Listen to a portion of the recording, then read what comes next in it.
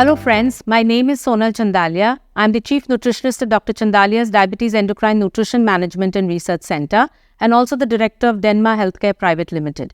Today we are going to discuss how to do the lifestyle management and protect the kidney with diabetes.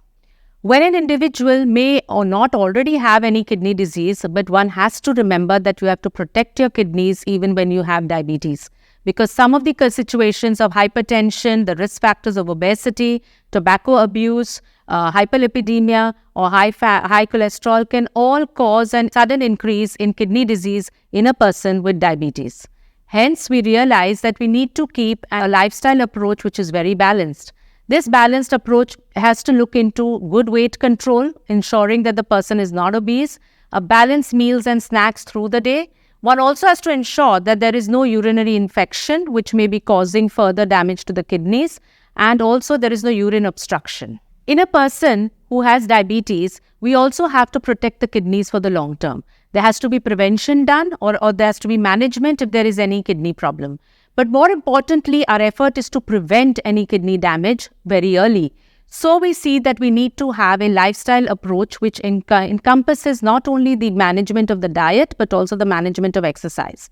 So looking into the diet, we're looking at making sure that all the risk factors of obesity, weight, hypertension or high blood pressure, as well as of the tobacco abuse are all looked into and are all controlled in that process. When we are looking at protect the kidney in a person with diabetes, it is very important to understand that good blood glucose control and good control of the blood pressure is two most important things in this process. Once that is achieved and that is kept, that has to be done through the diet plans. The diet plan has to ensure that there is more complex carbohydrate in the form of whole grain cereals, pulses, and fruits which contain fiber along with it. At the same time, we have to ensure that the sugar intake or the direct sugar intake and the simple sugars are cut out, because good blood glucose control is the most important key to preventing any kind of kidney damage. So when we're looking into diet, we've covered carbohydrates, but we also need to understand the protein intake. Now, in a prevention mode, when you're trying to protect the kidney in diabetes, you have to ensure that there is also about half of the animal protein and half of plant protein again. When you're considering the animal protein, you have to ensure that it is more of the lean protein, and that is from milk and milk products or from chicken, fish, egg white. But also the plant protein is more of the pulse and legumes based, which is got through the diet. But remember that if there is any chronic kidney condition, it should not go above greater than 1.2 grams per kg body weight of the animal protein, because that could then cause additional damage instead, and it causes a load on the kidney. Hence, that is a word of caution in somebody who already has chronic kidney condition with diabetes. But otherwise, the protein quantity and quality has to be good. Keeping in mind that the blood glucose control is of the paramount importance when you're considering protecting the kidney in diabetes, we have to also understand that the kind of fat that is being given to balance out the amount of carbohydrate and protein has to be the kindly fat. It again has to be the type which will be, about by rotational basis on a daily basis, where about 1 teaspoon of ghee or butter is allowed for that individual. There's also the cooking oil, which may be 4 to 5 teaspoons a day, but it is more of the monounsaturated fat, which is heart friendly. And there can be a certain small quantity of nuts given in the form of walnuts or almonds. But if somebody already has a kidney condition, then we have to give a word of caution with the nuts or any foods that may have high potassium. If it is in case from green leafy vegetables, they need to be leached out.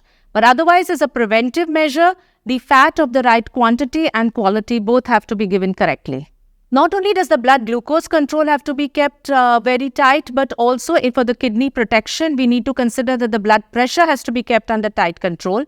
Towards this, from the diet, one has to make sure that the salt intake is kept a little low overall for prevention of kidney damage in diabetes, as well as if the fluid is normal, if there is no other kidney damage, is fine. But if a fluid restriction is advised, then it should be not more than 800 to 1200 ml per day, and that could be from the various sources including the juices, the water, other beverages, from buttermilk, etc. Total should be about 800 to 1200 if a fluid restriction is advised. When we are considering the protection of the kidney in diabetes, we also need to take care that their kidney stones are prevented.